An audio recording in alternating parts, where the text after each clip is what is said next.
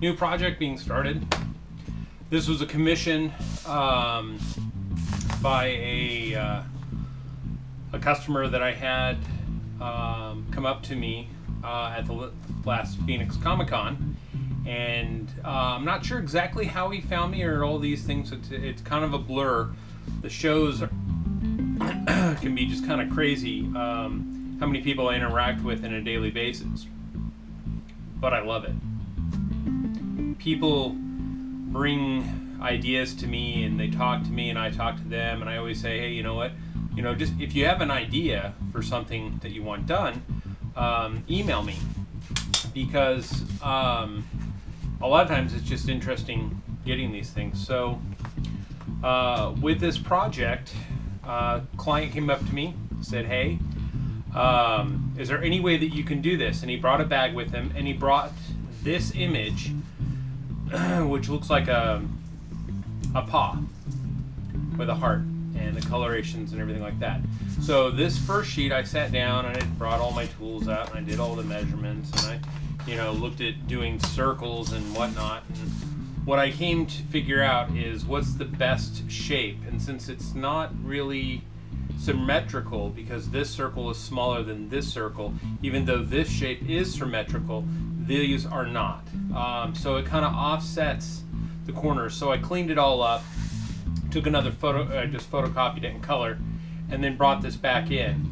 And I found I had to adjust certain things because of dead space here and here, but I wanted to have an entire grid. At first I tried to do it as a soft edge, which you can see kind of the outlines right there. Soft edge didn't really work, so I went with this hard edge. Now with this, I can add a border around the perimeter and add a certain amount of detail. The tooling in this is going to be fairly minimal because you don't need to add a whole lot of variations. We're not going to do any texture in here.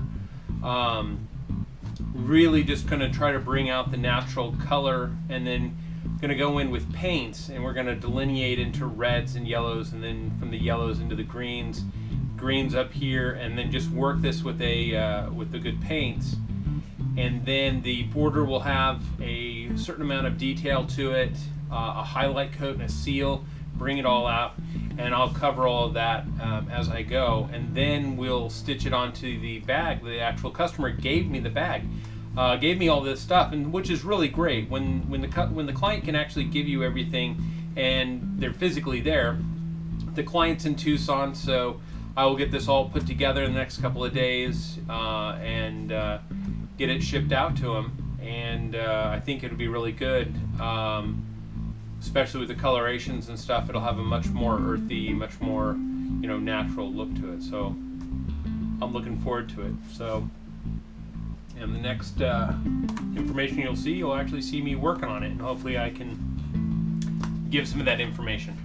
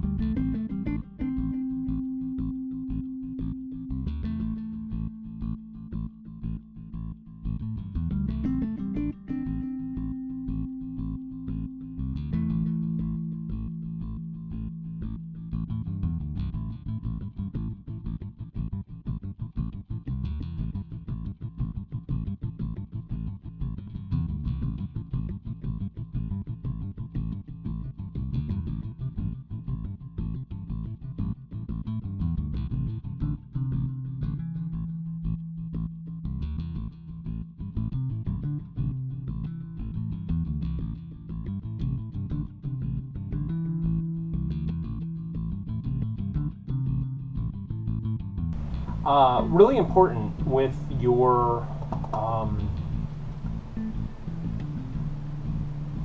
when you start cutting the leather is making sure that your blade right here doesn't hit this tabletop or the hard surface.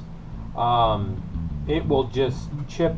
These blades are really hard, and for your swivel knife, and you'll just chip the blade, and then you're going to spend more time sharpening it and cleaning it up, and it's just one of those things that just sucks.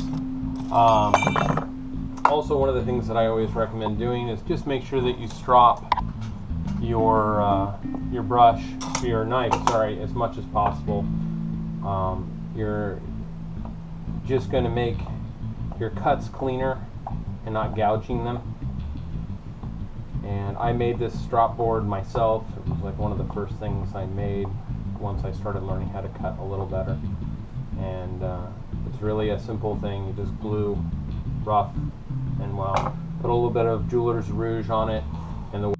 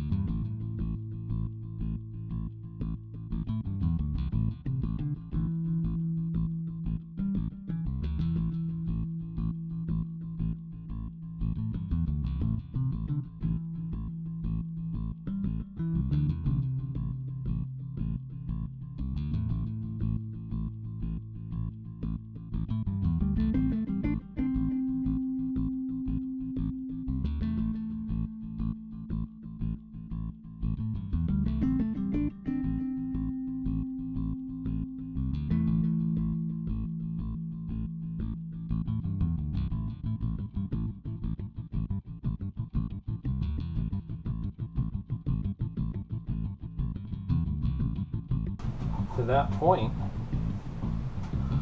drop that over there. Now, what we're going to be looking for is a beveler. To put a bevel into the surface. Now, this is the textured. We have many tools. This is a smooth. How well that's coming across. I don't even know if it's in focus. Basically, I'm going to use the smooth first. And what I'm going to do is bevel the interior. So we just set her in. Light strikes. And all we want to do is create a ledge. A little ledge. And that just helps define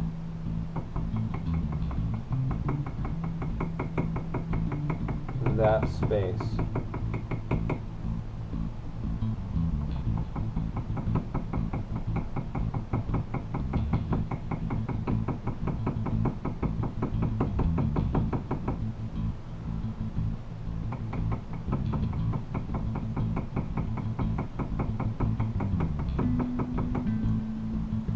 we're doing the outside edge.